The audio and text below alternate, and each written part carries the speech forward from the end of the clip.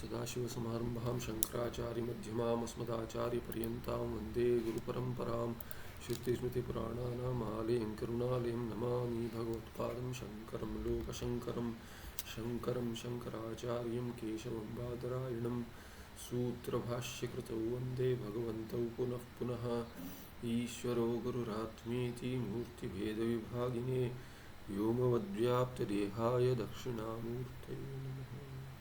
श्री चिद्घन गणेशाय नमो मह्यं सुखनित्यं सत्प्रकाशं व्यापकं नामरूपयोः अधिष्ठानं बुद्ध्यबोध्यं बुद्धेर्दृक्यत्वनिर्मलमपारं सर्ववेदान्तवेद्यं प्रत्यक्परमः तदेवान्नमत्तु निश्चितामतिः।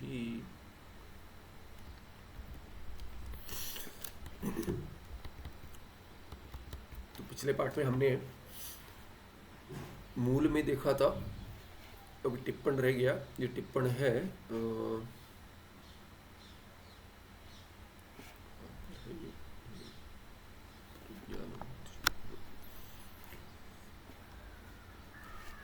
यहाँ पर भ्रम पर।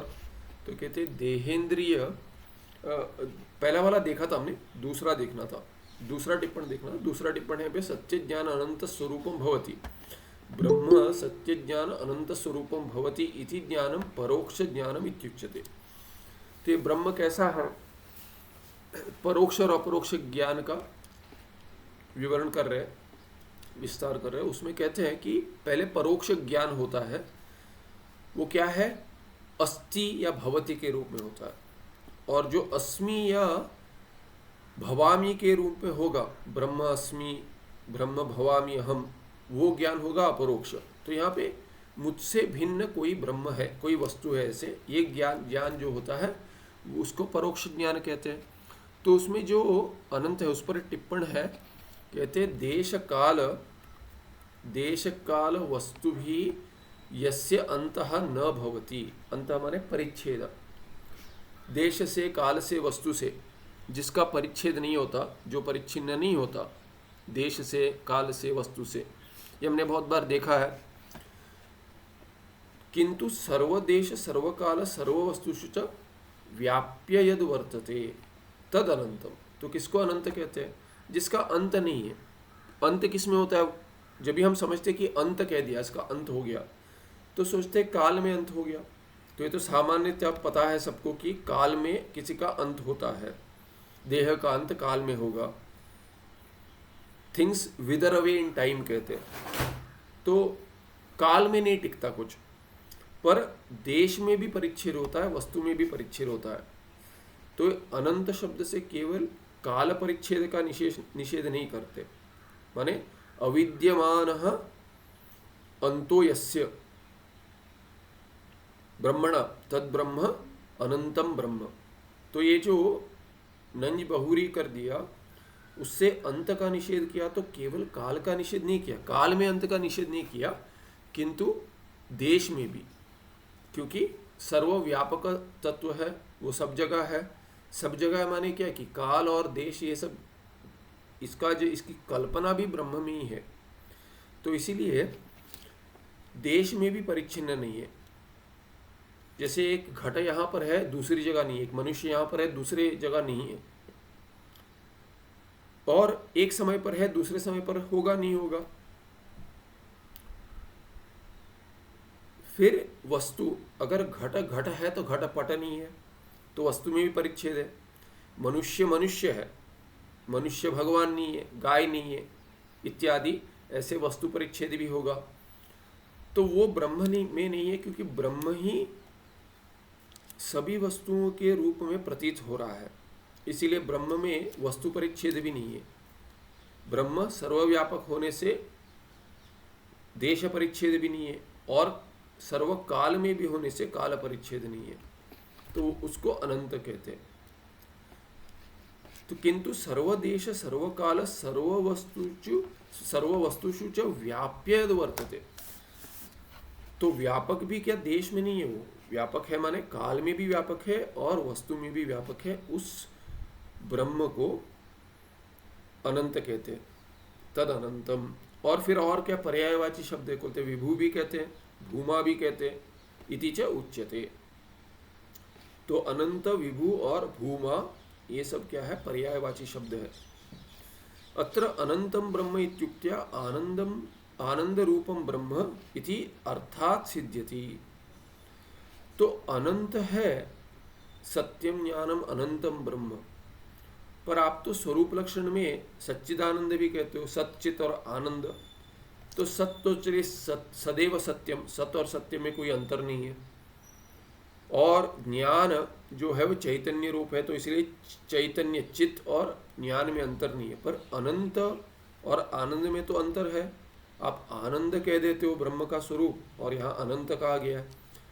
तो जो देश काल और वस्तु परिच्छिन्न नहीं होगा वो अनंत होगा, ठीक है, पर वो उससे आनंद कैसे सिद्ध होता है ब्रह्म का?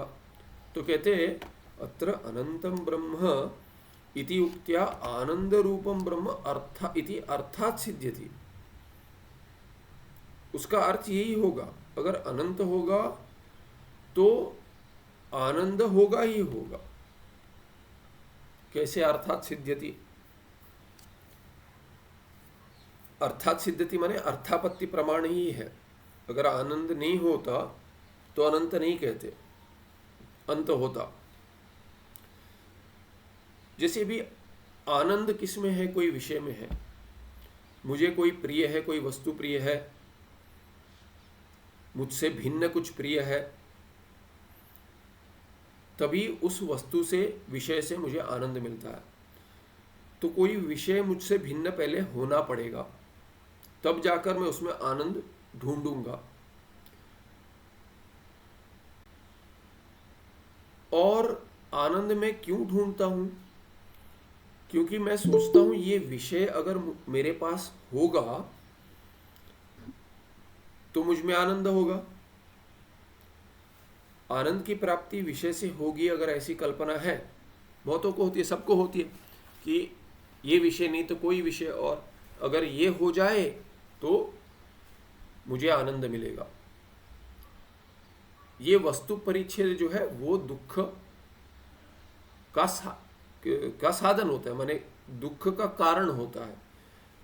ये वस्तु मेरे पास नहीं है, मुझे चाहिए, मुझे प्रिय है, और वो मेरे पास नहीं है, ये विषय मेरे पास नहीं है, इसलिए दुख है। अगर वो विषय मुझे मिल जाए तभी ही मुझे आनंद होगा, सुख की प्राप्ति होगी। इसीलिए क्या है कि वस्तु परिच्छेद अगर होगा तो आनंद नहीं होगा। कोई विषय मुझसे भिन्न है, उसकी प्राप्ति के लिए मैं कोई साधन ढूंढता हूं और वह फल रूप में मुझे मिल जाता है, तभी उस समय मुझे सुख की, आनंद की प्राप्ति होती है। और उसके बाद में ये तो मिल गया, और कुछ चाहिए, इसीलिए दुख है। वो वस्तु मेरे पास नहीं है, इसका दुख है, इसलिए उस वस्तु की प्राप्ति का साधन ढूंढता हूं। ऐसे करते करते संसार में फंसा हुआ हूं। इसीलिए अगर वस्तु परिच्छेद होगा तो दुख होगा, वस्तु परिच्छेद नहीं होगा माने ब्रह्म से कोई वस्तु भिन्न नहीं है, आत्मा से स्वरूप में मैं अनंत हूं, माने वस्तु परिच्छेद नहीं है, माने कोई भी विषय मुझसे हटकर नहीं है, भिन्न नहीं है। इसीलिए उस वस्तु से मुझे, उस वस्तु के लाभ से सुख प्राप्ति होगी ऐसी बुद्धि नहीं होगी, क्योंकि वो वस्तु मुझसे भिन्न है ही नहीं। अगर कोई विषय मुझसे भिन्न नहीं है तो दुख नहीं होगा, आनंद स्वरूप तो होगा। तो पूर्व पक्षी कहेगा चलिए कोई वस्तु में तो परिच्छेद नहीं है आप कहते हो, पर काल में आप रहोगे नहीं, कभी तो मृत्यु प्राप्त होगी, ये भय होता है कि मृत्यु आ जाएगी, मैं रहूंगा नहीं, जो जो करना है सब जल्दी कर लेते हैं क्योंकि जीऊंगा नहीं, अधिक नहीं जीऊंगा, अधिक से अधिक कितना 100 वर्ष जी लूंगा। तो काल में जो परिच्छेद होता है कि मैं आज हूं कल नहीं रहूंगा, इससे भी दुख होता है। तो केवल वस्तु परिच्छेद नहीं किंतु काल में मैं नहीं रहूंगा, काल परिच्छेद होगा मुझ में है, इसीलिए दुख है। और अगर काल परिच्छेद नहीं होगा तो दुख नहीं होगा, इसलिए आनंद होगा। इसीलिए काल परिच्छेद शून्य ब्रह्म में आनंद भी है, स्वरूप में उसका आनंद कहना पड़ेगा। अभी पूर्व पक्षी कहेगा कि अगर देश परिच्छेद होगा तब कैसे देश परिच्छेद है, यहाँ पर हो आप, कहीं और नहीं हो, उससे भी होगा दुख कि यहाँ हूँ मैं। हो सकता है मैं अगर गंगोत्री में होता, गौमुख में होता, ऋषिकेश में भीड़ बढ़ गई है तो इसीलिए उसमें भी दुख है। तो यहाँ हूँ वहाँ नहीं हूँ, इसका दुख है। तो देश परिच्छेद नहीं तो दुख भी नहीं होगा उससे भी। इसीलिए अनंत शब्द का अर्थ अगर देश परिच्छेद शून्य, काल परिच्छेद शून्य और वस्तु परिच्छेद शून्य होगा तो आनंद भी होगा।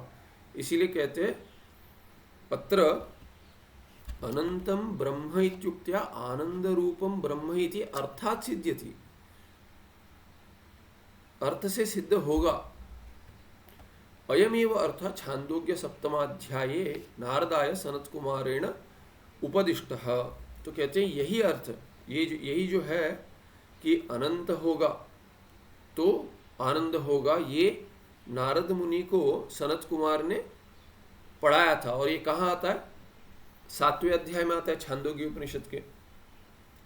भूमा वही सुखम नाल्पे सुखम अस्ति।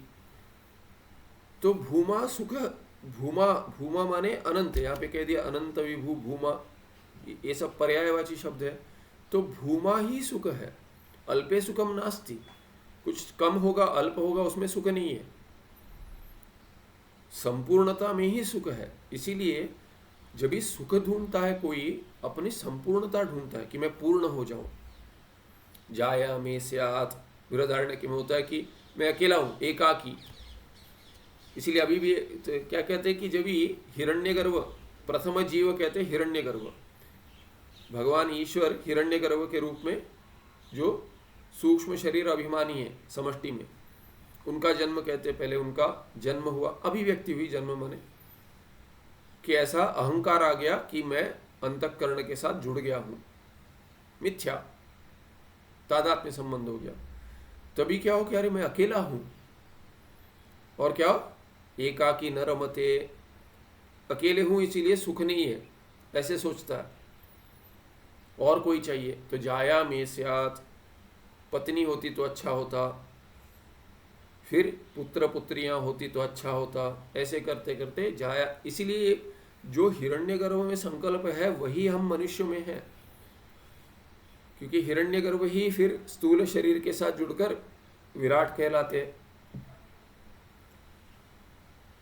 हिरण्यगर्भ ब्रह्मा जी भी कहते हैं, चतुर्मुख ब्रह्मा,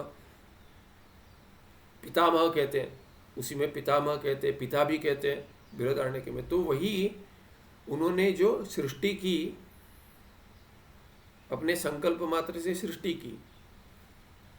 और क्या था कि एकाकी न रमते, अकेले होकर सुख नहीं है ऐसा संसारी को लगता है। संसारी जैसे कि संसारी बन गए, वैसे ही हर संसारी में ये बुद्धि होती है, मैं अकेला हूं तो कोई सुख नहीं, कोई चाहिए, साथ देने वाला। तो इसीलिए वही संकल्प जो उनके बुद्धि में था हमारे बुद्धि में भी है। घर छोड़कर आकर सन्यास ले लेते हैं, शिष्य वर्ग चाहिए, कोई साथ हो तो अच्छा है, ऐसे हो जाता है। सन्यास में भी सुख नहीं मिलता किसी को। तो ये भूमा वही सुखम, इसीलिए कह दिया नारद मुनि को कि ये प्रपंचन चलते रहेगा तो अल्पता होगी। मैं अकेला हूं माने संपूर्ण हूं ऐसा नहीं है, अकेला हूं संपूर्ण हूं होगा तो सुख होगा। अकेला हूं और कोई हो सकता है जो मुझे चाहिए, या और कोई वस्तु हो सकती है जो मुझे चाहिए, तो दुख होगा। इसीलिए वहां कहते हैं अयमेव अर्थः छांदोग्य सप्तमाध्याय नारदाय सनत कुमारेण गुरुणा, वो गुरु है, उन्होंने उपदेश दिया, उपदिष्टा नारदाय उपदिष्टा, यही अर्थ, क उपदिष्टा अर्थ उपदिष्टा, यही अर्थ पढ़ाया गया। किनके द्वारा? सनत कुमार के द्वारा। किसको? नारद मुनि को।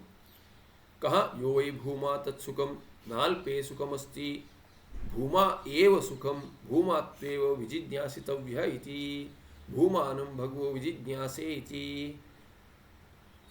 तो यह संख्या दे दी छांदोग्य में, क्या कहते हैं? यो वै भूमा तत्सुखम, क्योंकि नारद मुनि गए थे सनत कुमार के पास गए थे और कहते कि इतनी सारी विद्याएं हैं, ऐसा कुछ है नहीं, चारों वेद, सारी विद्याएं, तंत्र मंत्र यंत्र, ये जो जो है सब आता है, सर्प विद्या, ये विद्या, वो विद्या, गंधर्व विद्या, सब गिना देते हैं। इतना सब ज्ञान है, पर क्या है, सोचामी, अहम सोचामी, कि दुख है, दुख फिर भी दुख नहीं जा रहा है। और मैंने सुना है, भवत सदृशेभ्यः श्रुतम मया, आप जैसे लोगों से ही सुना है क्या, कि तरति शोकम आत्मवित्, कि इतना सब ज्ञान है पर आत्मज्ञान नहीं है। और आत्मविद क्या है, आत्मानं वेत्ति इति, आत्मविद जो आत्मा को जानता है, शोकम तरति।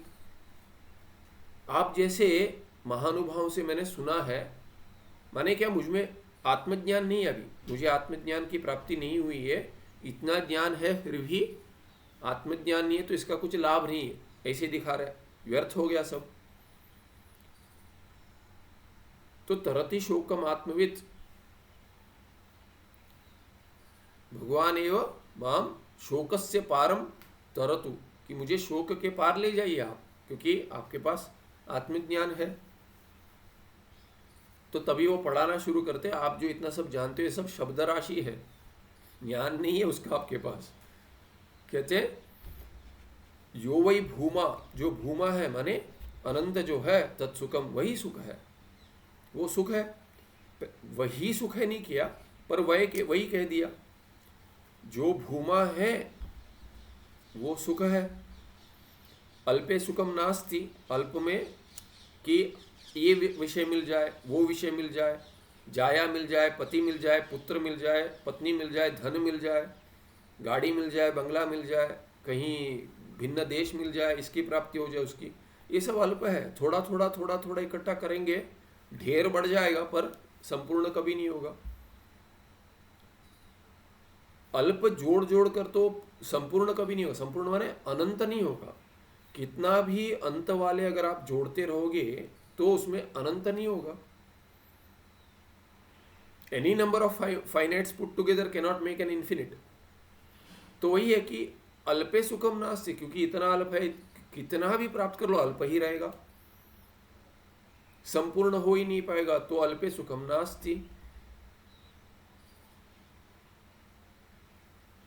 भूमा, इसीलिए क्या है, भूमा एव सुखम करके कह देते कि जो भूमन है, भूमन, भूमा माने भूमन, प्रातिपदिक है भूमन, भूमन, भूमा वही सुख है, संपूर्णता ही सुख है।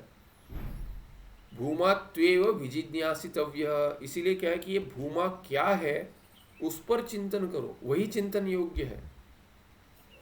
ये शब्द राशि चिंतन योग्य नहीं है, ये विद्या, वो विद्या, गंधर्व विद्या, सर्प विद्या, ये कुछ काम के नहीं है। माने काम के नहीं है, माने व्यवहार में तो काम के है, पर मोक्ष में उपयोगी नहीं है, क्योंकि वो सब अल्प देंगे सिद्धि देंगे, अल्प देंगे।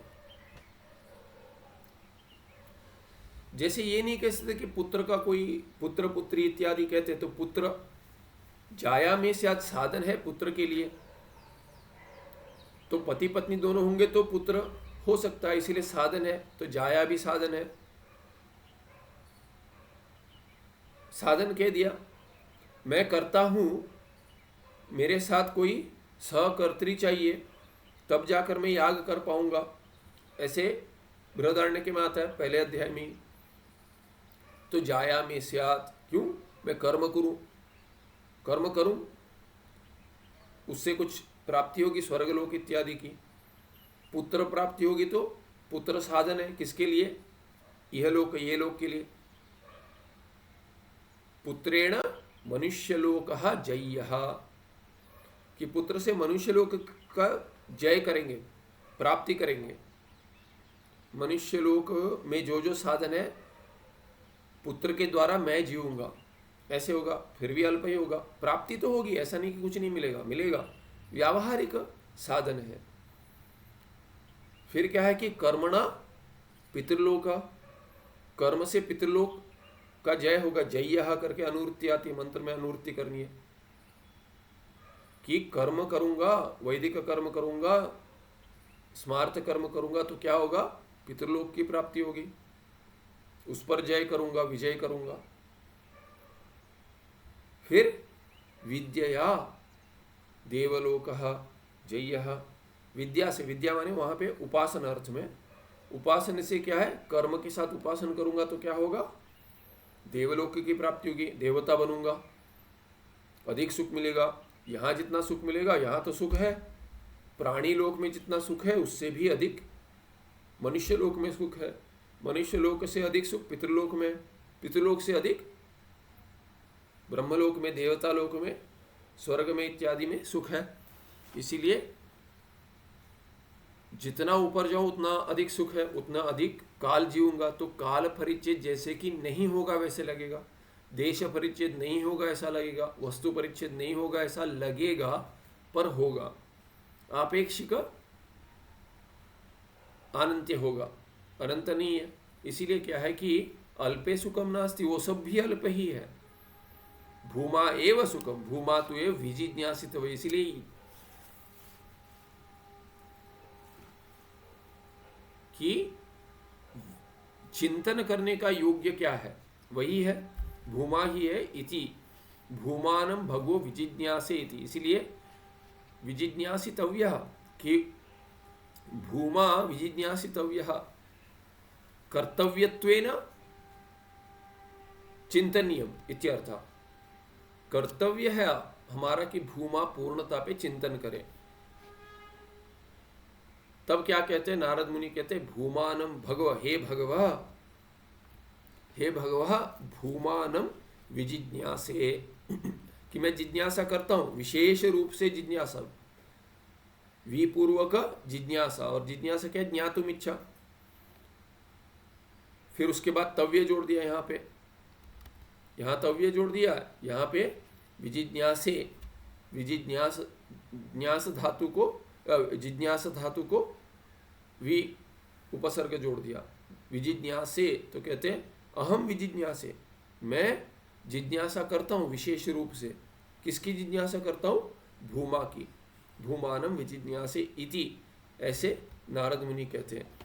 यत्र न अन्यत पश्यति न अन्यत शृणोति न अन्यत विजानाति स भूमा, तो ये भूमा क्या है, आपने कह दिया पूर्णता है, भूमा माने विभू माने अनंत, पर है क्या, कैसे चिंतन करेंगे, तो आप पढ़ाइए कैसे, विजिज्ञासे, मैं जानने की इच्छा रखती हूँ भूमा है क्या। तो कहते क्या है भूमा, तो कहते हैं यत्र अन्यत पश्यति, अथ यत्र अन्यत पश्यति, जो पहले तो भूमा क्या है, यत्र न अन्यत पश्यति, और उसके विरुद्ध क्या है, यत्र अन्यत पश्यति। तो यत्र न अन्यत पश्यति, जहां कोई अपने से भिन्न कुछ नहीं देखता, न अन्यत शृणोति, अपने से भिन्न कुछ नहीं सुनता, न अन्यत विजानाति, अपने से भिन्न कुछ नहीं जानता, कि कुछ है करके नहीं जानता। माने क्या है, जहां एक हो जाता है सब, कि ये ब्रह्म क्या है, सब संपूर्ण जो है वही मैं हूं। जब ही ये ज्ञान होता है तो अपने से भिन्न नहीं देखता, माने देखता है तो भी क्या है कि ज्ञानी भी प्रपंच देखता है, प्रपंच को किस रूप में देखता है, मुझसे भिन्न है करके नहीं देखता, कि मुझसे भिन्न इसका अस्तित्व है ही नहीं, ये सर्वात्म भाव हो जाता है। तभी क्या है कि अपने से भिन्न न कुछ देखता है, न सुनता है, ये सब उपलक्षण है। न रसन ग्रहण करता है, मुझसे भिन्न है करके रसन ग्रहण नहीं करता है। तो जब भी रसन ग्रहण कर रहा है, भिक्षा ले रहा है, खा रहा है, पानी पी रहा है, तो अभी भी क्या है कि अपने से भिन्न कर मानकर नहीं कर रहा है, ये सब मेरी ही अभिव्यक्ति है, स्वप्नवत मिथ्यात्व देखकर करता है। तभी क्या हो जाता है, वही भूमा है, सब भूमा, अपने से भिन्न किसी को नहीं मानता। अथ यत्र अन्यत पश्यति, तो तब क्या होगा, वही भूमा है। और क्या कहते हैं, भूमा वही सुखम, इसीलिए क्या होगा कि यहाँ सुख की अभिव्यक्ति होगी, आनंद की, सर्वात्म भाव में। अथ यत्र अन्यत पश्यति, अन्यत शृणोति, अन्यत विजानाति तदल्पम, जब ही अपने से भिन्न कुछ न देखता है, न सुनता है, न जानता है, तभी भूमा होकर वो भूमा है और वो सुख रूप है।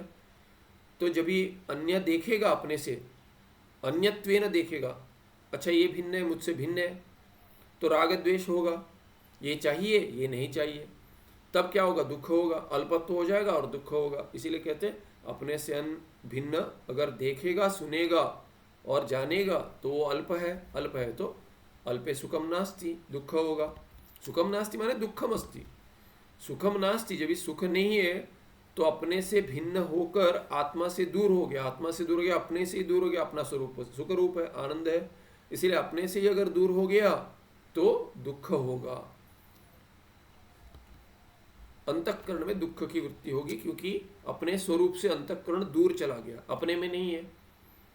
इसकी उसकी प्राप्ति चाहता है, भिन्न है उसकी प्राप्ति चाहता है या उसको हटाना चाहता है, जो है उसको उसका त्याग करना चाहता है कि ये नहीं है, दुख है, दुख दे रहा है, ये चले जाए, और जो नहीं है वो आए। दोनों से सुख प्राप्त करना चाह रहा है, माने अपने से दूर हो गया स्वरूप से, इसीलिए दुख की वृत्तियां होंगी अंतःकरण में। यो वै भूमा तद अमृतम अथ यद अल्पम तद तन्मर्त्यम। तो कहते हैं कि ये सुख आनंद जो है अनंत है, अनंत है वही आनंद है, और जो अल्प है वो आनंद नहीं है, क्योंकि अनंत नहीं है। अभी कहते हैं इसीलिए जो आनंद है माने क्या, काल में भी परिच्छेद शून्य है तो मृत्यु रहित होगा, अमृत होगा। इसीलिए कहते हैं यो वै भूमा तर अमृतम। इसीलिए जो भूमा है वो आनंद भी है और अमृत भी है। इसीलिए क्या हो जाएगा, अथ यद अल्पम तद मर्त्यम, जो अल्प है वो मर्त्य है, माने मरने के योग्य है, उसकी मृत्यु आएगी उसे, क्योंकि वो शरीर से जुड़ गया, अपने से भिन्न देखता है। शरीर, मैं शरीर ही हूँ, इसीलिए शरीर मेरे पास है, अपने से भिन्न शरीर हो गया, दूसरा अपने से भिन्न हो गया, दूसरे का शरीर भिन्न हो गया। ऐसे करते करते शरीर मर जाएगा तो मैं मर जाऊंगा, इसीलिए मर्त्यम, शरीर तो मृत्यु वाला है, मृत्यु शरीर को प्राप्ति होगी, षड्विकार वाला है, इसीलिए क्या है, मेरा तादात्म्य संबंध हो गया उसमें, इसीलिए अपने आप को अल्प मानता हूं। आनख पर्यंतेभ्य, अपने नखों के अंत तक ही मैं हूं, उसके बाहर मैं नहीं हूं। इसीलिए क्या है कि अंतवान मैं भी हो गया, इसलिए मृत्युवान हो गया, इसलिए मर्त्य हो गया। ऐसा होगा, स एव अधस्तात् स उपरिष्टात् स पश्चात् स पुरस्तात् स दक्षिणतः स उत्तरतः स एव इदं सर्वम। ये छांदोग्य मंत्र आगे कहता है कि सह एव, सह भूमा एव, वही भूमा क्या है कि अनंत है, इसीलिए कहाँ होगा, देश परिच्छेद शून्य होगा, इसीलिए वो नीचे ऊपर, पश्चात पुरस्तात् पीछे आगे, दक्षिणता दाएं, उत्तरता बाएं, स एव इदम सर्वम, ये सब जो है वो वही भूमा है, देश परिच्छेद नहीं है उसमें। इति यत्र यो अनंत रूपो भवति स भूमा भवति, यो भूमा स आनंद रूपा भवति इति उक्तम। इसका अर्थ बतलाते कि अत्र यह अनंत रूप भवति, अनंत रूपः भवति, रूपम नपुंसक है तो ये क्या है, बहुरी है। अनंतम रूपम यस्य सह अनंत रूपः, जिसमें अनंत रूप है वो क्या है, माने स्वरूप है, जिसका स्वरूप अनंत है, सभूमा, वो भूमा है। और जो भूमा है वो आनंद रूप भी है। आनंदम रूपम यस्य भूमना सभूमा आनंद रूप, तो आनंद रूप भी है, ऐसा कहा गया श्रुति में, छांदोग्य में। अतश्च अनंतत्वाद एव ब्रह्मणा आनंद रूपत्वम अपि सिद्धम। इसीलिए क्या कि जो अनंत है वो आनंद है, ये सिद्ध हो गया। अर्थात सिद्धम, उस पर टिप्पणकार ने समझा दिया। कैसे, हमने पन्ना पलट दिया था तो आगे चलते हैं। पिछले पाठ में पलट दिया था, इदंच परोक्ष ज्ञानम नास्ति ब्रह्म इति प्रतीति विरोधी। तो क्या कहते हैं, इदंच परोक्ष ज्ञानम, कैसा परोक्ष ज्ञान कि सत्यम ज्ञानम अनंत रूप ब्रह्म है। पहले कह दिया कैसा परोक्ष ज्ञान है वो, कि पीछे चला गया। ब्रह्म सत्य ज्ञान अनंत स्वरूपम भवति इति ज्ञानम परोक्ष ज्ञानम इति उच्यते। और वही जो ज्ञान है परोक्ष ज्ञान वो क्या है? इदंच परोक्ष ज्ञानम नास्ति ब्रह्म इति प्रतीति विरोधी। पहले कह दिया कि ब्रह्म नहीं है, ऐसे आवरण का एक फल है। जब ये आवरण हो जाएगा तो सत्ता की अभिव्यक्ति नहीं होगी कि ब्रह्म नहीं है, माने मैं नहीं हूं, ऐसा अर्थ होगा अंत में। पर ब्रह्म नहीं है कह दिया, उसका अर्थ तो मैं नहीं हो जाएगा। पिछले पार्ट में देखा था, इसीलिए वो क्या है कि जो कहेगा कि ब्रह्म नहीं हूं उसको समझेगा भी नहीं कि वो अपना ही विरोध कर रहा है कि मैं नहीं हूं, अपनी ही नास्तित्व का बात कर रहा है। इसीलिए नास्तिक कहते हैं उनको। जो कहते ब्रह्म नहीं है वो नास्तिक है, जो कहते ईश्वर नहीं है नास्तिक है। क्यों नास्तिक है? अपना मैं नहीं हूं करके कह रहे हो, इसलिए उनसे क्या बात करें। पिछले पार्ट में हमने देखा तो परोक्ष ज्ञान क्या है कि ब्रह्म है। कैसा वाला ब्रह्म है? सत्य ज्ञान अनंत रूप आनंद रूप ब्रह्म है। अगर इतना भी अगर मान ले श्रद्धा से तो वो नास्ति ब्रह्म का प्रतीत जैसे प्रतीत है उसका विरोधी हो जाएगा। और अगर अभी दो अगर विरोध हो रहा है, दोनों में अगर कुश्ती हो रही है तो कौन जीतेगा? जो बलवान है वो जीतेगा। तो अज्ञान जो है ज्ञान विरोधी है। पहले अज्ञान है क्या? ब्रह्म नास्ति, क्योंकि अभिव्यक्ति नहीं और आवरण हो गया, अज्ञान है, अज्ञान का कार्य है शक्ति है, आवरण शक्ति, उससे सत्ता की अभिव्यक्ति नहीं हो रही है कि नहीं है करके ब्रह्म नास्ति करके ज्ञान हो रहा है, वो अज्ञान का फल है, विरुद्ध ज्ञान हो रहा है। तो अगर वो बलवान होगा तो परोक्ष ज्ञान ब्रह्म अस्ति करके अगर ज्ञान होगा तो दोनों में विरोध है, तो जो बलवान है वो जीतेगा। अब तक तो क्या है कि अगर हाँ ब्रह्म है, अगर ऐसा हाँ हो सकता है ऐसे कहेंगे। एग्नोस्टिक कहते हैं कि मुझे नहीं पता, हो भी सकता है। नास्तिक नहीं है, एथिस्ट नहीं है, पर क्या है? एग्नोस्टिक है। हो सकता है ब्रह्म है, भगवान हो सकता है, मुझे नहीं पता कि माने आई एम नॉट श्योर कि पता नहीं कि है कि नहीं है, चिंतनीय विषय है। तो नास्तिक तो नहीं हो पर आस्तिक भी नहीं हो, तो क्या कहते हैं? हो सकता है, सोचा नहीं, अधिक नहीं सोचा। तो तब क्या होगा कि अस्ति ब्रह्म ऐसा ज्ञान क्या है कि संशय रहित नहीं है, इसीलिए क्या है कि दृढ़ नहीं बनेगा। दृढ़ नहीं बनेगा तो नास्ति ब्रह्म इससे प्रतीति विरोध होकर भी जीत नहीं पाएगा। पर जब ही दृढ़ हो जाएगा तभी जीतेगा, तो विरोध हो जाएगा इसके साथ। नास्ति ब्रह्म इस ऐसे प्रतीति का विरोधी होगा वो ज्ञान। नपुंसक है इसीलिए विरोधी, ह्रस्व विसर्ग नहीं है यहाँ पे, ना ही दीर्घ है।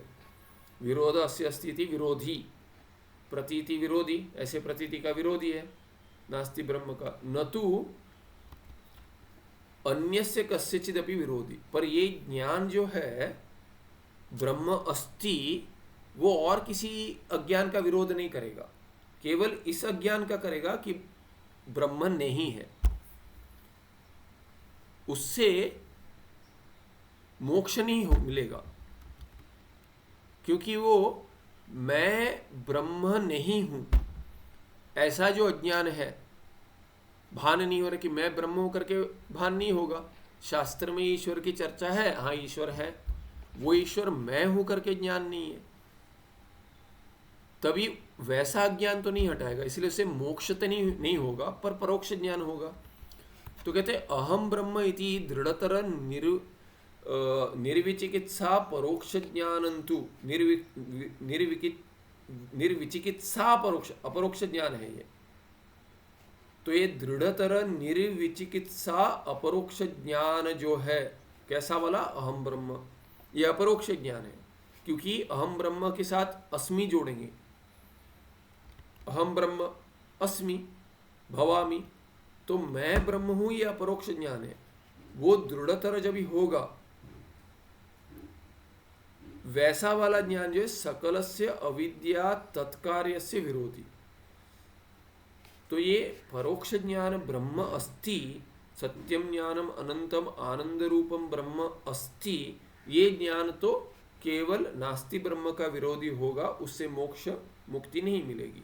पर अहम ब्रह्म अस्मि ऐसा अपरोक्ष ज्ञान जो है वो दृढ़तर होगा, माने जीतने के योग्य होगा। उतनी उसमें अगर क्षमता होगी बलवान होगा वो ज्ञान तो क्या होगा, और निर्विचिकित्सा अपरोक्ष ज्ञान, दृढ़तर निर्विचिकित्सा, कि उसमें चिकित्सा हो गई है, परीक्षा हो गई है, मनन सिद्ध है, तब क्या होगा, वैसा वाला अपरोक्ष ज्ञानंतु सकल से अविद्या तत्कार्य से, संपूर्ण अविद्या और उसका कार्य जो है काम कर्म संसरण रूप जो है उसका विरोधी हो जाएगा, प्रपंच में सत्यत्व बुद्धि हट जाएगी। अतएव इदम अपरोक्ष ज्ञानम, इसीलिए अहम ब्रह्म ज्ञान जो है वो अपरोक्ष ज्ञान है। तो क्या नाश करेगा, तो कहते अंक लेकर बताते क्या क्या करेगा, अपरोक्ष ज्ञान का फल क्या होगा। परोक्ष ज्ञान का फल तो होगा नास्ति ब्रह्म, उसका विरोधी होकर वो बुद्धि हटा देगा,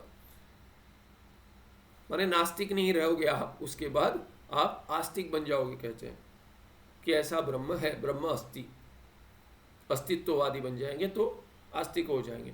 पर वो ब्रह्म मैं हूं अगर, जब भी वो सत्यम ज्ञानम अनंतम ब्रह्म भूमा ब्रह्म यत्र अन्यत न पश्यति अन्यत न शृणोति अन्यत न विजानाति, वैसा वाला ब्रह्म मैं हूँ जिसमें यत्र जिसमें न कोई काल परिच्छेद है, न वस्तु परिच्छेद है, न देश परिच्छेद है, वैसा मैं हूँ संपूर्ण ब्रह्म। ऐसा ज्ञान जब भी मनन सिद्ध हो जाएगा तब वो ज्ञान क्या करेगा, अहम ब्रह्म न वेद इति अज्ञानम, मैं ब्रह्म को नहीं जानता हूँ, ब्रह्म है पर मैं नहीं जानता हूँ, अपने स्वरूप में नहीं जानता हूँ, अपना स्वरूप है ऐसे नहीं जानता हूँ।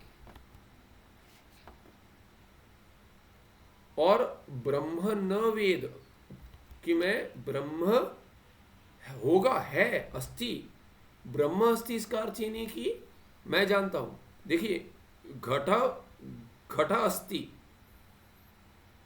और अहम घटम जानामि, इसमें अंतर है। घट है, आप कहते हैं घट है, ठीक है घट है, आप में श्रद्धा है, आप तो वाक्य में मान लेता हूं कि घट है, वो कहता है घट है। वैसे ही कोई आप तो कहता है ब्रह्म है, अब तक कहीं सुना नहीं, घट तो जानता हूं पर ब्रह्म नहीं जानता, तो किसी ने कह दिया ब्रह्म अस्ति, शास्त्र में इसका विश्लेषण देते हैं कि ब्रह्म करके कुछ पदार्थ है, क्या है पता नहीं मुझे, तो मैं क्या कहूँगा, इनमें श्रद्धा है, शास्त्र में है करके वो कहते ब्रह्म अस्ति, किंतु अहम न वेद, मैं नहीं जानता, परोक्ष रूप से भी मैं नहीं जानता, है पर मैं परोक्ष रूप से नहीं जानता उसको, अपरोक्ष तो बहुत दूर, ऐसा भी हो सकता है ज्ञान। पर अगर है करके मानते हो श्रद्धा से और अहम ब्रह्म न वेद कह रहे हो, तो ये कैसा ज्ञान है, ये कैसा अज्ञान है कहना पड़ेगा। ज्ञान न वेद है तो अज्ञान है, तो ये ऐसा अज्ञान है जो अपरोक्ष ज्ञान से चला जाएगा। परोक्ष से अगर नहीं गया है तो अपरोक्ष से तो चला जाएगा, क्योंकि हो सकता है अहम ब्रह्म न वेद, ब्रह्म अस्ति मैं मानता हूं, श्रद्धा है पर मैं नहीं जानता हूं, तो ऐसा होता है। तो ये क्या है कि ये श्रवण पूरा नहीं हुआ है। अगर श्रवण होता तो ब्रह्म अस्ति करके अहम ब्रह्म वेद करके क्या, मैं जानता हूं ब्रह्म को, स्वरूप में नहीं जानता हूं किंतु ब्रह्म है करके जानता हूं, मानता हूं नहीं जानता हूं हो जाएगा, कि मैं श्रद्धा से मानता हूं, इनमें श्रद्धा इसलिए मैं मानता हूं, मान देता हूं, तो तभी परोक्ष ज्ञान भी उत्पन्न नहीं होगा। केवल श्रद्धा से उत्पन्न होगा आगे चलकर, श्रद्धावान ज्ञान लभते, किंतु समय में आ जाएगा, मनन सिद्ध होना चाहिए, वो फल नहीं देगा। श्रद्धा वाला ज्ञान जो है, श्रद्धा से जो मानते हो कि ब्रह्म है, वो फलित नहीं होगा, तभी उस क्षण में जब भी मनन सिद्ध होगा तभी फलित होगा। इसलिए कहते हैं अपरोक्ष ज्ञान जो है, अहम ब्रह्म ऐसे अस्मि, उससे तो ये अज्ञान अहम ब्रह्म न वेदे चला जाएगा। ब्रह्म नास्ति न भाति, कि ब्रह्म नहीं है और उसका भान भी नहीं होता। चैति आवरण द्वयम अज्ञान भी चला जाएगा और ऐसा अहम ब्रह्म न वेद, मैं नहीं जानता हूँ, फिर जानता हूँ ब्रह्म नहीं है, ब्रह्म नहीं भान हो रहा है, ये आवरण के दो कार्य है, वो दोनों भी हटा देगा। और अहम नाहम ब्रह्म किंतु पुण्य पापादि कर्ता तत्फलानाम सुख दुखानाम भोक्ता च जीवः इति भ्रांतिम च नाशयति। भ्रांतिम ये द्वितीया में है, नाशयति, आवरणद्वयम नाशयति, अज्ञानम नाशयति। तो पहले अंक में अज्ञान है कैसा, अहम ब्रह्म न वेद, उसको उसका नाश कर देगा अपरोक्ष ज्ञान। और ब्रह्म नहीं है, ब्रह्म का भान नहीं हो रहा है, ऐसे जो आवरण द्वय है उसका स्वरूप इस रूप में प्रतीत होता है कि मैं ब्रह्म नहीं है और वो भान नहीं होता तो भान होता, नहीं भान हो रहा है, ऐसा भी जो आवरण द्वय है उसको हटा देगा अपरोक्ष ज्ञान। और अहम ब्रह्म न, मैं ब्रह्म नहीं हूँ, किंतु क्या हूँ, मैं जीव हूँ। कैसा वाला जीव हूँ, पुण्य पाप आदि का करता हूँ, पुण्य पाप इत्यादि से सामान्य, जिसमें न पुण्य है न पाप है।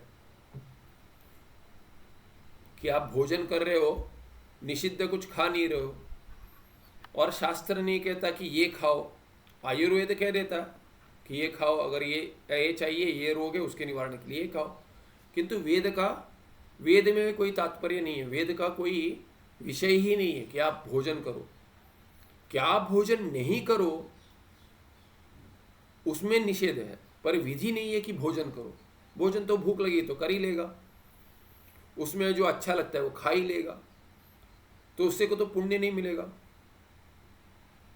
हाँ, अगर जो अगर खा रहे हो उसमें विधि क्या होती है कि खा रहे हो तो प्राण अपान व्यान उदान समान वैश्वानर अग्नि उसको दो, स्मरण कर दो, इसको खिलाओ उसको खिलाओ, भूत यज्ञ करो, उसमें प्राणी को खिलाओ, उसमें विधि है।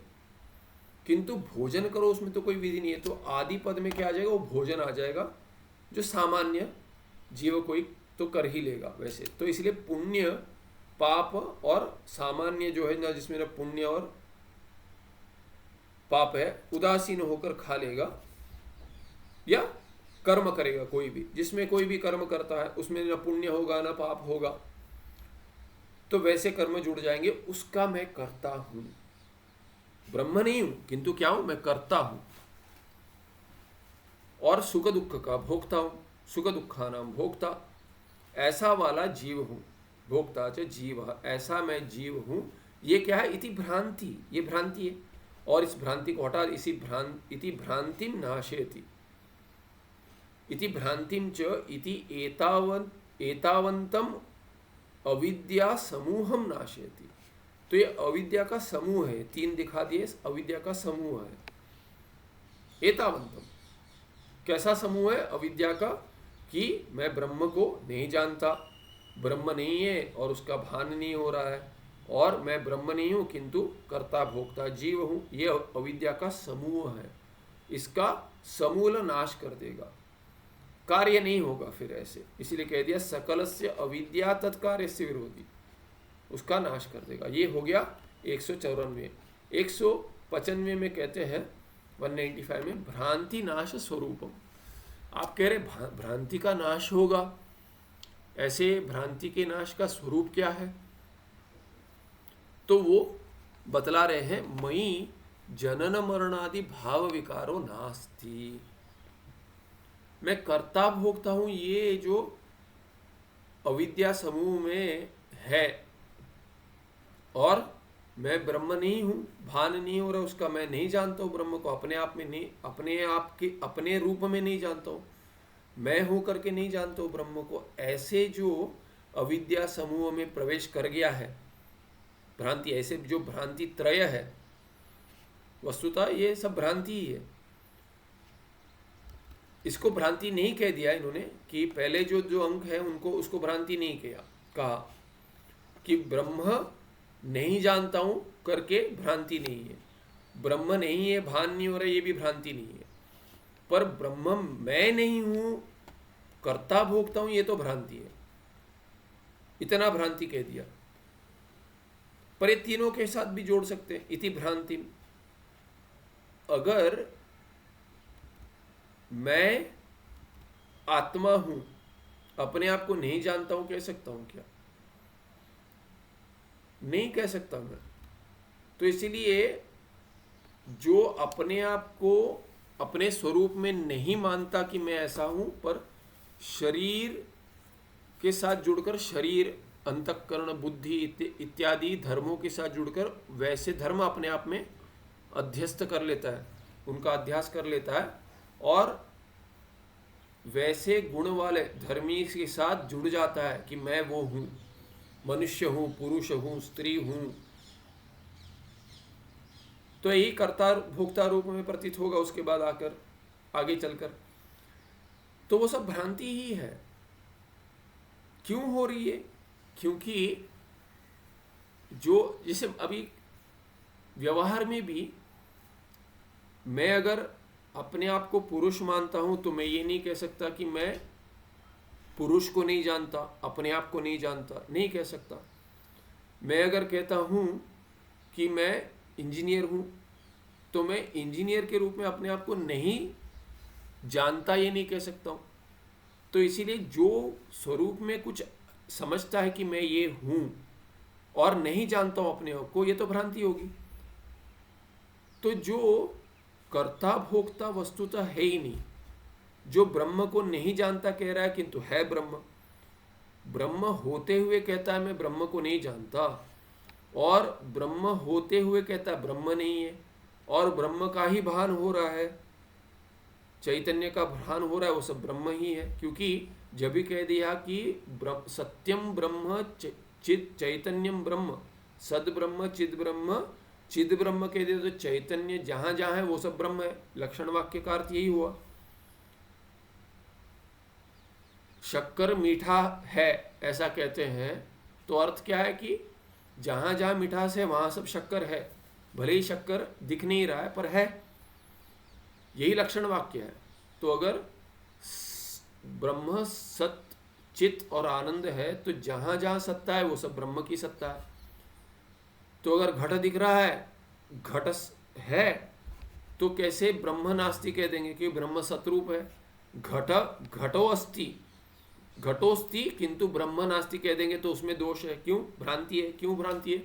क्योंकि ब्रह्म का लक्षण है सत, और घट है करके कह रहे, अस्ति माने घट की सत्ता है, और घट की सत्ता है माने ब्रह्म है, और कहते ब्रह्म नास्ति न भाति। चैतन्य घट प्रतीत हो रहा है माने घट का भान हो रहा है, घट का भान हो रहा है माने घट का चैतन्य से प्रकाशित हो रहा है। घट घट का प्रकाशित होना चैतन्य के द्वारा यही भान है, और कहते घट का तो भान हो रहा है पर ब्रह्म का नहीं हो रहा है। कैसे कह देंगे? क्योंकि जो भान हो रहा है वो सब भान चैतन्य का ही है। इसीलिए कहते हैं घटत्वावच्छिन्न चैतन्य के रूप में भान हो रहा है घट का। घट दिख रहा है माने क्या? न्यायिक कह दे कि भाषा में कह देगा वेदांती, घटत्वावच्छिन्न चैतन्यम भाति, वही है घटा भाति। तो कैसे कह देंगे कि घटत्व अवच्छिन्न चैतन्य माने घटत्व अवच्छिन्न ब्रह्म, घटत्व अवच्छिन्न चैतन्य रूप ब्रह्म भाति, ये अर्थ हो गया घटा भाति का। तो कह रहे घट तो है, घट का तो भान हो रहा है पर ब्रह्म नहीं है, ब्रह्म का भान नहीं हो रहा है। ये भी भ्रांति है। क्यों भ्रांति है? क्योंकि सत्य और चित जहाँ है वो सब ब्रह्म ही है। अरे बहुत आनंद है कहते, पर मैं ब्रह्म नहीं हूँ, ये सब भ्रांति है। इसीलिए अपने आप को नाहम ब्रह्म किंतु पुण्य पापादि कर्ता तत्फला नाम सुख दुख, उसके फल तत् से पुण्य पाप आदि, पुण्य पाप आदि तत्फला नाम, उनका फल, कैसा फल? सुख दुख, उसका भोगता हूँ, ये भी भ्रांति है। तो तीनों भ्रांति भी ले सकते, इसीलिए इति भ्रांति करके तीनों के साथ जा सकता है। तो अभी क्या कहते हैं, वह उसका नाश होना चाहिए। उसका स्वरूप क्या है? मही जनन मरणादि भाव विकारो नास्ति। जन्म मरण इत्यादि षड विकार जो है, वैसे भाव विकारो, विकार मुझ में नहीं है, मई मुझ में नहीं है, ये समूह कर दिया। भाव विकार, षड विकार का समूह जो है विकार, वैसे वाले भाव विकार वो मुझ में नहीं है। मयि सुख दुखादिकम लेशतोपि नास्ति, मुझमें सुख दुखादि, क्योंकि मैं सुख दुख का भोगता हूं कह रहे, मुझमें लेशता, उसका लेश भी नहीं है, सुख दुख का लेश भी नहीं है मुझे। तो कोई पूछ लेगा आप तो आनंद स्वरूप कह रहे हो, आनंद और सुख तो पर्यायवाची सब शब्द है, आप कह रहे हो आनंद स्वरूप हूं पर मुझमें सुख का लेश भी नहीं है, तो संपूर्ण आनंद कहाँ से आ जाएगा, स्वरूप आनंद कहते हो। तो कहते हैं ये जो वृत्त्यात्मक है सुख दुख इत्यादि, वो मुझ में नहीं है, अंतःकरण में है। तो जो आनंद की भी अभिव्यक्ति अनुभूत सुख के रूप में हो रहा है, जिसका अनुभव हो रहा है सुख का, वो मेरा स्वरूप नहीं है। मेरे स्वरूप का ही अनुभव हो रहा है पर वो मेरा स्वरूप नहीं है,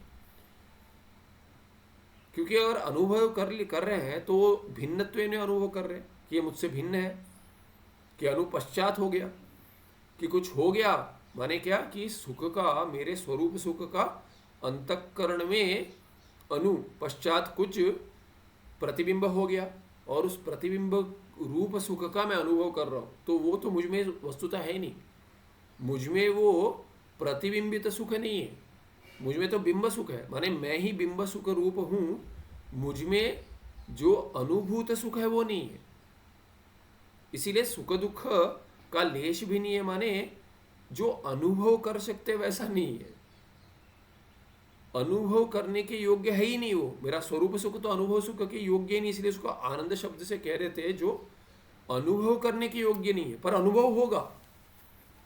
अंतःकरण अगर शुद्ध होगा, जब तक शरीर है तब तक अंतःकरण होगा, जब तक ज्ञान प्राप्त होकर शरीर नहीं जाता, माने प्रारब्ध से भोग क्षय होकर शरीर का अंतिम विकार मृत्यु विकार नहीं होता शरीर को। जो अज्ञानी है वो, उसका शरीर भी मरेगा, ज्ञानी का भी शरीर मरेगा, नाश होगा उसका, विनश्यति, विनश्यति विकार जो है, तो वो विकार तो दोनों का होगा, पर तादात्म्य संबंध अज्ञानी का है न कि ज्ञानी का। इसलिए अज्ञानी जब भी शरीर मर जाएगा तभी सोचेगा कि मैं मर रहा हूँ, फिर उसका पुनर्जन्म होगा, पर ज्ञानी जो है उसका शरीर जब नाश होगा तो उसका फिर प्रवास नहीं होगा, अंतःकरण उसका नहीं रहेगा, जिसका अज्ञानी का, जैसे अज्ञानी का अंतःकरण मृत्यु के बाद प्रवास करता है, कहते हैं कि एक शरीर से दूसरे शरीर जाएगा, एक लोक से दूसरे लोक जाएगा, पुण्य और पाप का भोग करेगा, वैसे वैसे लोक मिलेंगे, यथा श्रुतम यथा कर्म यथा श्रुतम, भगवान भाष्यकार कहते हैं, कई श्रुति कह देती है। तो ऐसे अंतःकरण अज्ञानी का रहेगा, ज्ञानी का तो नहीं रहेगा। ज्ञानी का अंतःकरण जब ही ज्ञानी का नहीं रहेगा, माने विदेह मुक्ति के बाद नहीं रहेगा। विदेह मुक्ति क्या होती है? देह की मुक्ति हो जाती है, देह से मुक्ति हो जाती है। और देह क्या है? देह तो अज्ञानी का भी मिट्टी में मिल जाता है, जला देते मिट्टी में मिल जाता है, गाड़ देते, किसी को गाड़ देते तो भी वो मिट्टी में मिल जाता है। वैसे शरीर तो जो स्थूल शरीर है वो ज्ञानी का भी विदेह मुक्ति के बाद मिट्टी में मिल जाएगा, किंतु अंतःकरण जो अज्ञानी का है वो तो प्रवास करेगा, वो तो अनादिकाल से चल रहा है, वैसे ही चलता रहेगा। हर कल्प में उसकी अभिव्यक्ति होती है, पुनः निर्माण होता है, जैसे कि बीज से फल रूप में, अंतःकरण के रूप में उसकी अभिव्यक्ति होती है। और अनादिकाल से बीज रूप में तो चल ही रहा है, इसीलिए वही अंतःकरण है। हर एक जीव का अंतःकरण वैसा ही है। उसमें अगर शरीर में क्षमता नहीं है, जैसे कौन से शरीर में जा रहा है इस जन्म में, तो अंतःकरण वैसे, वह अंतःकरण में कुछ इंद्रियां दब जाएंगी, या कुछ क्षमताएं हैं, कुछ संस्कार है, वो बहुत सारे संस्कार दब जाते हैं। प्रारब्ध में जिन संस्कारों से जन्म प्राप्त हो रहा है उन्हीं संस्कारों की अभिव्यक्ति होगी उस शरीर में। तो अगर प्राणी शरीर में जा रहा है तो प्राणी शरीर में तो बुद्धि की अभिव्यक्ति नहीं होनी है उतनी, इसलिए मनुष्य शरीर में जितनी बुद्धि की अभिव्यक्ति होती है अंतःकरण का उस रूप में, वैसे नहीं होगी। अंतःकरण वही है, किंतु क्या है कि उसका कॉन्फ़िगरेशन भिन्न हो गया। उसका आकार जो है अंतःकरण का आकार, मान लीजिए कॉन्फ़िगरेशन, माने जो जो काम करेगा वही काम करेगा, उस शरीर में जो काम करना है उतना ही काम करेगा अंतःकरण, उससे अधिक नहीं काम कर सकता। जितनी इंद्रियां काम करनी उतनी ही काम करेगा। अगर कुछ अधिक काम करनी है, जैसे क्या है कि अगर कहते हैं कि मनुष्य 20 हर्ट्ज से 20 किलो हर्ट्ज का जो है वो सुन सकता है, वैसे शब्द ध्वनि सुन सकता है, पर कुत्ते अल्ट्रा भी सुन लेते हैं, ऊपर उससे भी 20 किलोहर्ट्ज से ऊपर भी है, इसीलिए कुत्ता भौंकना शुरू करता है, उसको कुछ सुनाई दे रहा है, दिखाई भी देता है, हमें नहीं देता। तो सोचे क्यों क्यों भौंक रहा है। कोई कुत्ता पाल लेते, बोलते भौंक रहा है, रक्षण के लिए रखा है, वो भौंक रहा है, मालिक के अपने स्वामी की रक्षा कर रहा है। तो ये कुछ इसे न दिख रहा है न सुनाई दे रहा है, उसे दिख रहा है सुनाई दे रहा है, वो भौंक रहा है। तो उस शरीर में पहले वाला अगर वो मनुष्य होगा और कुत्ते के शरीर में चला गया तो उसका अंतःकरण वही होते हुए भी उसमें कुछ अधिक अभिव्यक्ति होगी, कहीं कम होगी, सीमित हो जाएगा, पर अंतःकरण वही है अज्ञानी का। जब तक ज्ञान की प्राप्ति नहीं होती तब तक अंतःकरण वही रहेगा। उसके बाद अंतःकरण प्रवास करेगा, एक माने मृत्यु के बाद एक लोक से दूसरे लोक जाएगा, वही अंतःकरण है, एक शरीर से दूसरे शरीर। पर ज्ञानी का, अपरोक्ष ज्ञानी का जो शरीर है वो मिट्टी में मिल जाएगा, पर अंतःकरण भी अपने अपने कारण में लीन हो जाएगा। तस्य तावदेव चिरम यावन विमोक्ष्ये करके छांदोग्य 6 अध्याय में आता है, उसमें विधेय मुक्ति में प्रमाण है वो कि तावदेव शिरम, तावदेव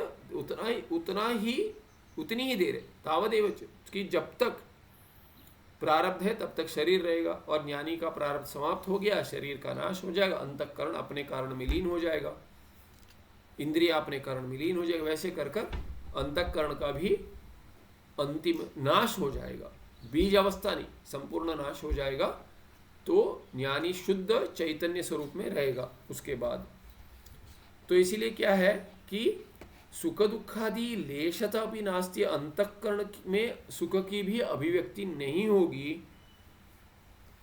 जब ही माने अनुभूत सुख नहीं होगा, सुख स्वरूप में ही रह जाएगा ज्ञानी। इसीलिए कहते हैं सुख दुखादि का लेश भी नहीं है मई अपने में। संसार धर्म गंधो अपनी मई नास्ति, संसार धर्म का, संसार के जो जो धर्म है उसका कोई माने संसारी नहीं हूं मैं, कोई भी अंश में संसारी नहीं हूं मैं, कोई भी धर्म कोई भी अंश में कोई भी उसका गंध भी नहीं है।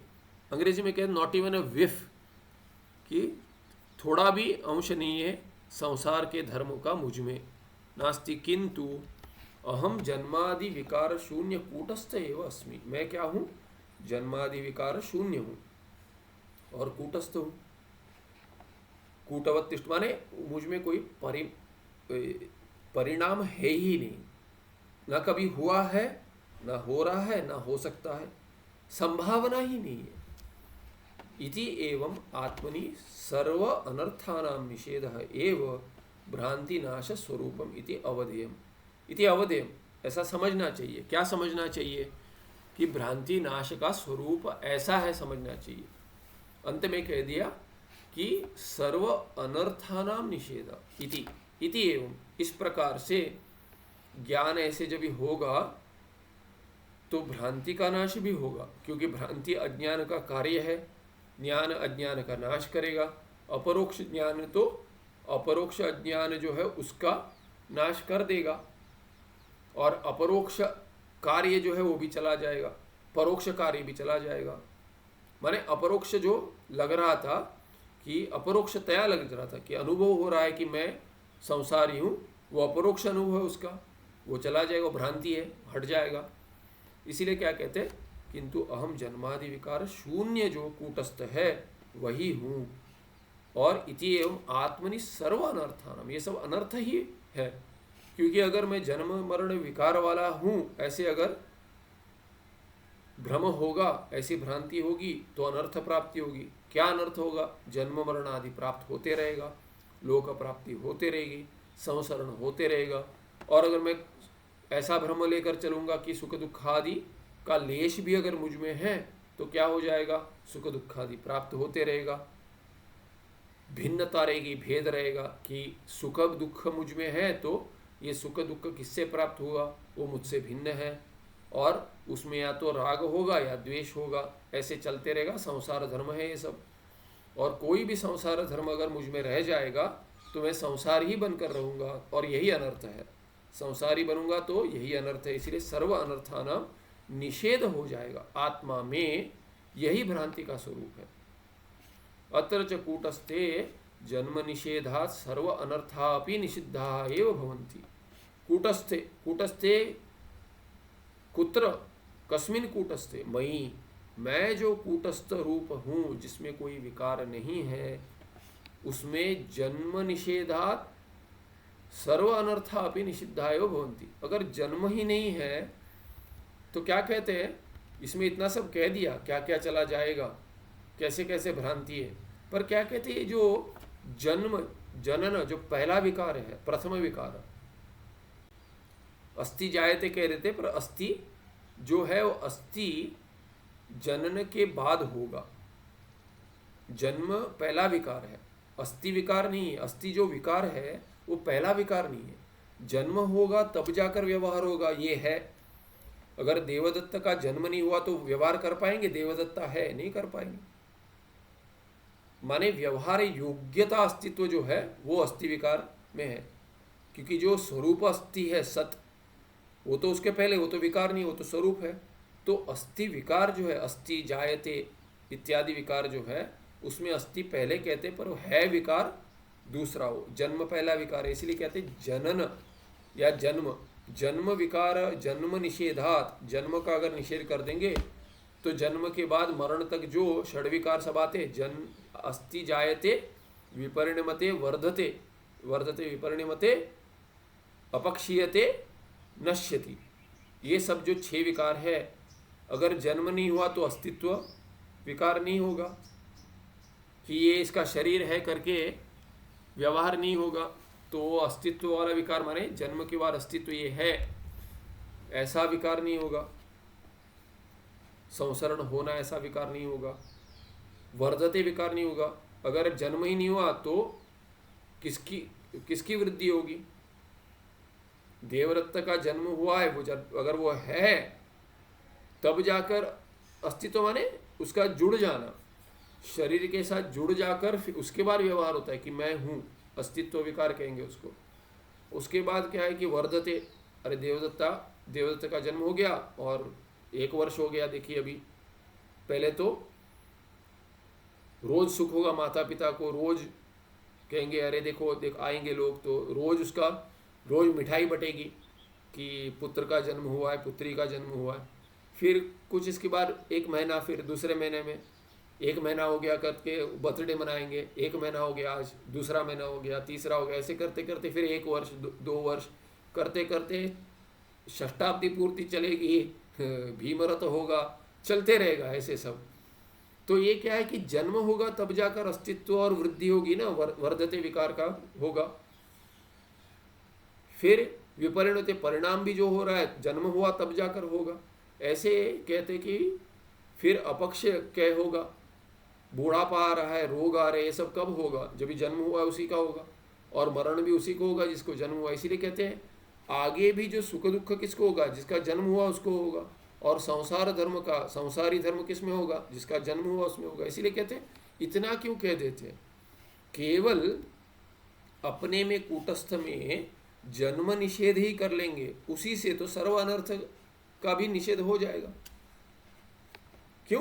क्योंकि जन्म अनंतर भावित्वार इतर अनर्थ व्राता नाम। तो ये सब जो बाकी सब चल रहा है कि एक बार हवा बह रही है, हवा अगर चल रही है तब जाकर सब कुछ, माने जैसे अभी कल हवा चल रही थी, मैं फ़ोन पर था, बहुत दिन के बाद बात कर रहा था, देखा नहीं, खिड़की और दरवाज़ा तो खुला रहता है और दोनों ग्लास के स्लाइडिंग है, खिड़की भी और दरवाजा भी ग्लास। इतनी वर्षा हो रही थी, पहली बार इतनी वर्षा हुई यहाँ आने के बाद, तो बात कर रहा था, फिर देखा कि हवा चल रही है, तो केवल वर्षा नहीं हो रही है, हवा चल रही है। तो पानी सब अंदर आ गया। टेढ़ी वर्षा हो रही है तो पूरे जो पुस्तक रखे थे थोड़े यहाँ पे, तो वो सब भीग गए। और देखा कि अगर स्लाइडिंग डोर है बंद कर दूंगा तो भी उसके बीच में से पानी आएगा, क्योंकि स्लाइड होता है तो उसमें गैप होगा, नहीं तो स्लाइड नहीं होगा। तो गैप में से पानी आ रहा है तो पूरा पानी भर गया, जितना भी हटाऊं पानी आ रहा है। अगर पानी हटाने के लिए अगर दरवाज़ा खोलता हूं तो हवा आ रही है और जितना जा रहा है बाहर उससे अधिक अंदर आ रहा है पानी।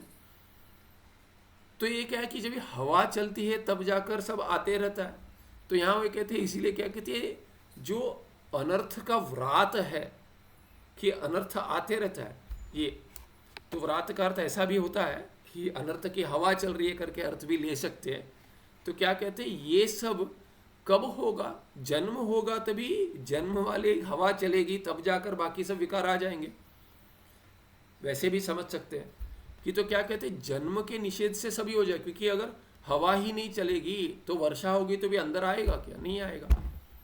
हवा अगर चलेगी तो वर्षा अंदर आएगी, नहीं तो आप कहेंगे अरे कितनी कितनी अच्छी वर्षा हो रही है, मैं तो अंदर हूँ, जो छतरी वाले जा रहे हैं उनको पानी भर रहा है, देखिए जाना पड़ता है, छतरी भी संभालनी है, नीचे भी देखना है। मुझे तो ऐसा दुख नहीं है, मैं तो सुखी हूँ, देखता हूँ आप पहाड़ों में वर्षा हो रही है, अच्छे बादल दिख रहे हैं, मेघ दिख रहे हैं, तो फोटो निकालेंगे, वीडियो निकालेंगे, इंस्टाग्राम बनाएंगे, उसमें गाना जोड़ देंगे, ये सब करेंगे, बहुत संतोष हो रहा है देखकर। पर हवा जब भी चलती है आगे अंदर तो दुख है। तो ये सब दुख कब होगा, जन्म होगा तब जाकर बाकी सब अनर्थ होगा। इसीलिए कहते हैं जन्मानंतर भावित्वात इतर अनर्थ व्राता नाम, वो सब जो जन्म के हवा से सब बाकी सब चल रहे हैं तभी चलेंगे, इसीलिए जन्म के बाद ही है ये सब। इसीलिए जन्म का निषेध कर देंगे तो बाकी सब अनर्थ का निषेध हो जाएगा। आत्मनि जन्म निषेधात षड, देखिए कूटस्थ कह दिया, अभी कहते हैं आत्मनि, क्योंकि कूटस्थ ही आत्मा है। कूटस्थे आत्मनि जन्म निषेधात षडपि भाव विकार निषिद्धा भवंती, सभी षडपि विकार, जन्म भी विकार है तो और उसके बाद जो विकार है जन्म के निषेध से बाकी पांचों का भी निषेध हो जाएगा। अयमेव भ्रांति नाश शोक नाश शब्देना भी उच्यते, यही भ्रांति नाश जो है वो शोक शब्द से भी कह देते हैं। शोक माने भ्रांति नाश को शोक नाश कहते हैं, माने भ्रांति को शोक कहते हैं, इसलिए भ्रांति नाश को शोक नाश ऐसा भी कह देते हैं। इससे ये अंक भी समाप्त हो गया। ये 195 में कहते हैं अतिहर्ष स्वरूप वर्णनम। अभी देखिए अगर भ्रांति का नाश हो गया, भ्रांति से ही सुख दुख की प्राप्ति भी हो रही थी, तो अगर सुख दुख माने अल्प सुख और अल्प दुख या अल्प सुख और बहुत दुख, वो अगर चला जाएगा तो क्या बचेगा, तो कहते अतिहर्ष स्वरूप, इसका वर्णन करते, स्वरूप से जो अतिहर्ष है आनंद स्वरूप उसका वर्णन करते। हे शिष्य अहम अद्वितीय ब्रह्म एव अस्मि इति एवं निर्विचिकित्सम स्वात्म स्वरूप साक्षात्कार रूपम ज्ञानम यदा तव जायते तदा तव निरतिशय आनंद अनुभव भवत्येव। अयमेव महाहर्ष इत्युच्यते। तो कहते हैं ये तो अतिहर्ष महाहर्ष कह देते, किसको कहते हैं, हे शिष्य जब ही यदा तव जायते, किम जायते, ज्ञानम, किम रूपम ज्ञानम, ये कैसा ज्ञान उत्पन्न होगा तुम में, शिष्य को कहते हैं अद्वितीय ब्रह्म अहम, मैं अद्वितीय ब्रह्म हूँ। अच्छा चलिए अद्वितीय ब्रह्म हूँ, पर अद्वितीय कह दिया तो एव भी आना पड़ेगा, अद्वितीय ब्रह्म एव अस्मि, ऐसा नहीं कि अद्वितीय ब्रह्म भी हूँ और मुझ में दुख भी है। अद्वितीय कह देंगे तो अद्वितीय ब्रह्म हूँ माने दूसरा ब्रह्म नहीं है, पर मैं मनुष्य भी हूँ क्योंकि मनुष्य ब्रह्म नहीं है, ऐसे सोचकर अद्वितीय ब्रह्म तो मैं हूँ पर एक द्वितीय अब्रह्म मनुष्य भी हूँ, ऐसा भी ले सकते हैं। ऐसा नहीं, इसलिए एव अस्मि, अहम अद्वितीय ब्रह्म एव अस्मि, दूसरा कुछ मैं नहीं हूँ। इति एवं निर्विचिकित्सम, संपूर्ण निश्चयेन विचिकित्सतम, विचिकित्सम कह दिया, ठीक है वो भी ठीक है, या निर्विचिकित्सितम ये भी कह सकते हैं। तो उसका अर्थ वही होगा, जब ही ये ज्ञान निश्चय से चिकित्सा और विशेष चिकित्सा, ऐसी चिकित्सा नहीं कि चलो देख लिया। जैसे क्या होता है कि दिन में वैद्य आता है, कोई 1 घंटे के लिए आते हैं और 100 पेशेंट को देखते हैं, 100 बीमारों को देखते हैं। अच्छा इसको देख लिया, इसको कर लिया 1-1 मिनट, बाद के सब कंपाउंडर देख लेगा, नर्स देख लेगी, फिर कंपाउंडर देख लेगा।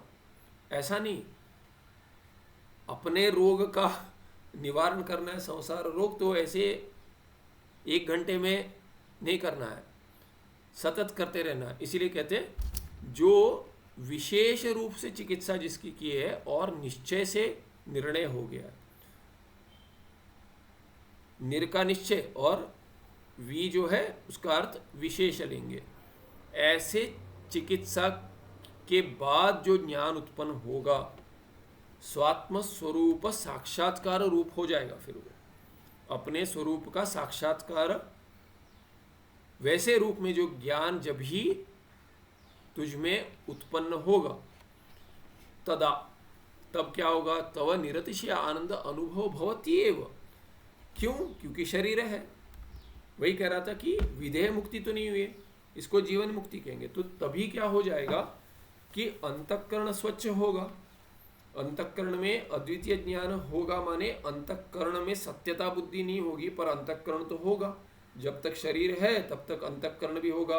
अंतःकरण शुद्ध होते हुए ऐसा ज्ञान उत्पन्न हुआ, इसलिए अंतःकरण में मल नहीं है, मल रहित है, सत्व है। तो सात्विक अंतःकरण स्वच्छ दर्पण जैसे होकर प्रकाश को प्रतिबिंबित कर देगा, जैसे वैसे ही अंतःकरण भी शुद्ध आत्मा के आनंद स्वरूप को भी प्रकट कर देगा, प्रतिबिंबित कर देगा। फिर उसको क्या कहेंगे, निरतिशय आनंद अनुभव। क्यों निरतिशय? क्योंकि कोई द्वितीय है नहीं, तो उसमें राग द्वेष हो नहीं सकता। न अन्यत् शृणोति, न अन्यत् पश्यति, न अन्यत् विजानाति।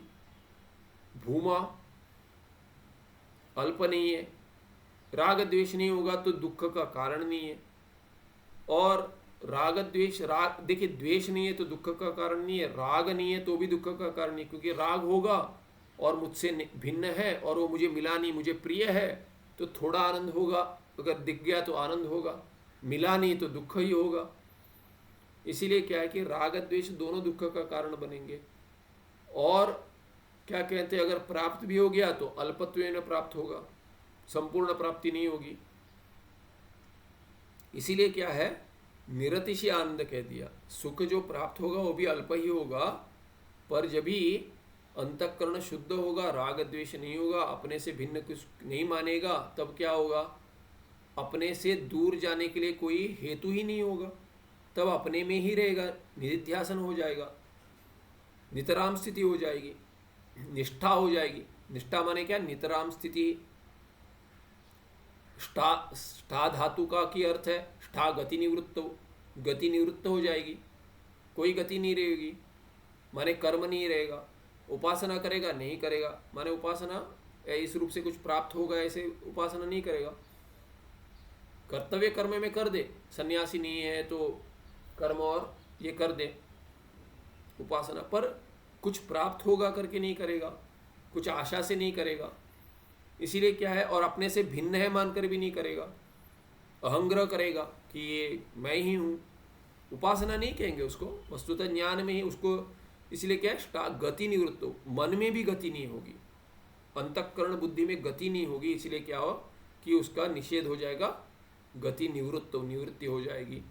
इसीलिए निष्ठा प्राप्त हो जाएगी, निरतिशय आनंद का अनुभव तो होगा ही होगा। क्योंकि अंतःकरण है, दर्पण है, और प्रकाश का प्रतिबिंब नहीं हो रहा है, चैतन्य का आनंद का प्रतिबिंब नहीं हो रहा है, ऐसे नहीं कह सकते। इसलिए जो कहते हैं कि नहीं आनंद, ऐसा आनंद नहीं होता, तो अंतःकरण में कुछ तो मलिनत्व होगा। क्योंकि आनंद की अभिव्यक्ति नहीं हो रही है, तो अगर जो नहीं मानते है, जो नहीं मानते, तो क्या कहना पड़ेगा, अंतःकरण शुद्ध नहीं है, ऐसा ही कहना पड़ेगा। क्या अशुद्धता होगी? महात्मा है, कैसे इतना ज्ञान है उनमें, उनमें अंतःकरण शुद्ध नहीं, कैसे कहेंगे? कहेंगे कि ये जो विरोध कर रहे हैं, शास्त्र जो कह रहा है कि आनंद का अनुभव होता है साक्षात्कार के बाद, उसी का विरोध कर ले, वही वही मलिनता होगी। कुछ तो मानना पड़ेगा, क्योंकि बड़े बड़े दिग्गज हैं जो आनंद की अभिव्यक्ति नहीं मानते, उनको असंप्रदायिक कहेंगे। उस अंश में तो असंप्रदायिक माने संप्रदाय में जो कहा गया वो नहीं मान रहे। होना चाहिए, आनंद होना चाहिए। वो कहेंगे मुझे कुछ चाहिए नहीं, मुझे कुछ चाहिए नहीं, ना मैं कुछ पढ़ाना भी चाहता हूँ, आपके लिए पढ़ा दूंगा, ये भी करने वाले हैं, पर आनंद को नहीं मानते। अरे वही आनंद की स्थिति है, आनंद जो हो रहा है वही आनंद है। आप जो कुछ नहीं चाहते तो आनंद ही है। या तो उसको कुछ ऐसे मान रहे कि अतिहर्ष माने और कुछ मान रहे, तो प्रारब्ध में नहीं है तो नहीं होगा। इसीलिए क्या कि प्रारब्ध में ज्ञानी को भी खींच लेता है प्रारब्ध।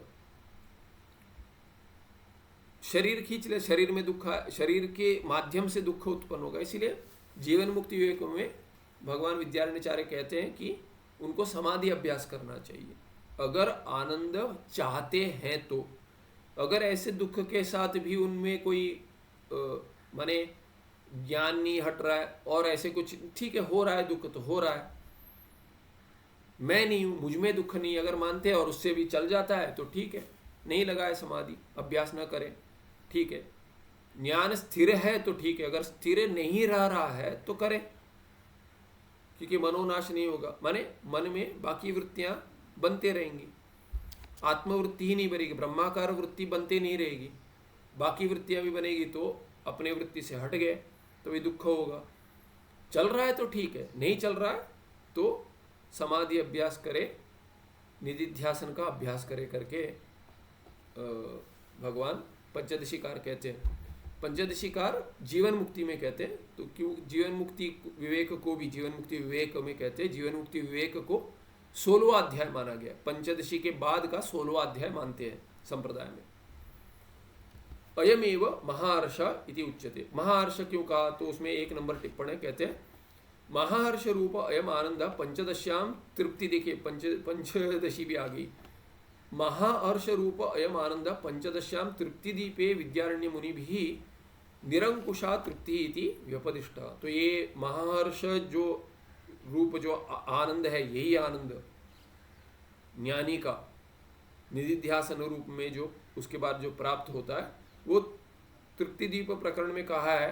पंचदशी में विद्यामणि मुनि ने कहा है, क्या कहा है, निरंकुशा तृप्ति करके कहा। निरंकुश, उसमें कोई अंकुश नहीं है, कोई त्रुटि नहीं है, कोई दोष नहीं है, वैसे दोष रहित जो तृप्ति है उसी को महाहर्ष कहते हैं, या आनंद जो अभी कह रहे हैं उसी का पर्यायवाची शब्द वहां पर है। कैसे कहते हो, सांकुशा विषय विषय तृप्तिर इयम तृप्तिर निरंकुशा, ऐसे 252 श्लोक में कहा तृप्त दीपी दीप प्रकरण में। आज पता नहीं थोड़ा जिह्वा ऐसे सहज रूप से नहीं चल रही, कुछ त्रुटियां हो रही है, क्षमा कीजिए। तो विषयानंदस्तु, तो क्या कहते हैं, विषय ही या तृप्ति ही सा अंकुशा, सा अंकुशा, अंकुशया सह वर्तते थी सांकुशा, सांकुशा।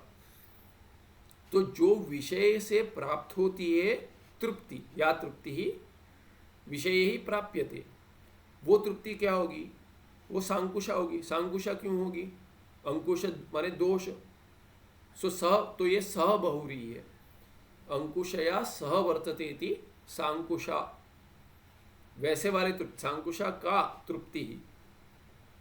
पर इयम तृप्ति ये क्या है, ये तो वैसे नहीं है, ये निरंकुशा है। तो ये निर्गता अंकुशा यस्मात् नहीं, यस्याः तृप्ते है सा तृप्ति ही निरंकुशा तृप्ति। तो ये तो बहुरी पंचमी में होगा। गति ये कह रहे थे क्या, प्रादि। विषयानंदस्तु विषयानंद क्या है, इसका अर्थ बता रहे, विषयानंदस्तु सातिशयत्वाद उत्तरोत्तर आनंदेच्छाम जनयति इति हेतोः सांकुश इति उच्यते। तो ये क्या कहते हैं, आनंद, यहाँ पे सांकुशा कह दिया क्योंकि तृप्ति स्त्रीलिंग है, यहाँ आनंद कह रहे, तृप्ति का अर्थ आनंद लगा रहे, तो आनंद जो है वो पुल्लिंग में लेते सांकुश कह देते इसलिए, ना कि सांकुशा। सांकुशः किसको कहते, आनंद को। कैसे आनंद को, विषय आनंद को। विषय से जो आनंद प्राप्त होता है वो सांकुश कह देते। क्यों सांकुश कह देते उसको, सातिशयत्वाद, हेतु दे दिया क्या, सातिशयत्वाद, ये भी सबहुरी है, अतिशय के साथ रहता है, अतिशय न वर्तते इति सातिशयः तस्य भावा सातिशयत्वम तस्मात् सातिशयत्वात् उत्तरोत्तर आनंद इच्छाम जनयति। तो अगर सातिशय होगा माने इससे भी अतिशय, इससे भी अति आनंद कहीं होगा, इससे भी भिन्न आनंद, इससे भी अधिक आनंद कहीं होगा करके एक विषय की प्राप्ति हो गई। एक लड्डू खा लिया, आनंद हो गया, दूसरा लड्डू चाहिए तो उसमें और आनंद है करके, या भिन्न और कुछ आनंद बच गया करके सातिशय रह जाता है, दूसरे लड्डू खाने की इच्छा है, तो इसीलिए क्या होगा कि आनंद इच्छाम जनयति, कि दूसरा भी खा लेता तो और आनंद प्राप्त होता। तो ये जनयति, पहले वाले लड्डू ने क्या कर दिया, विषयानंद ने, उसे विषयानंद उत्पन्न हो गया और उसने और एक लड्डू की इच्छा उत्पन्न कर दी। इसी इति हेतु, ये हेतु बनेगा उसको, उस आनंद को, पहले लड्डू के आनंद को क्या कह देंगे, सांकुशा आनंद। आत्मानंदस्तु, आत्मा का आनंद क्या, आत्मानंदस्तु स्वस्माद उत्कृष्ट आनंद अभावात निरंकुशः भवति। आत्मा आनंद क्या है, स्वस्माद, अपने से, आत्मा आनंद से उत्कृष्ट आनंद है ही नहीं, उसका अभाव है, अपने स्वरूप आनंद से अधिक आनंद है ही नहीं, इसलिए आत्मानंद क्या है, निरंकुश कहलाता है। आगे और लंबा है, अभी यहीं स्थगित कर देते पाठ समय से, और अगले पाठ में आगे देखेंगे। सुखम नित्यम स्वप्रकाशम व्यापकं नाम रूपयो अधिष्ठानम बुद्धे बोध्यम बुद्धेर्दृक्यत्व निर्मलम पारम सर्ववेदांत वेद्यम प्रत्यक परम महः तदेवाहन्नमत्तो अन्यदिति में निश्चिता मति ही। कोई प्रश्न है?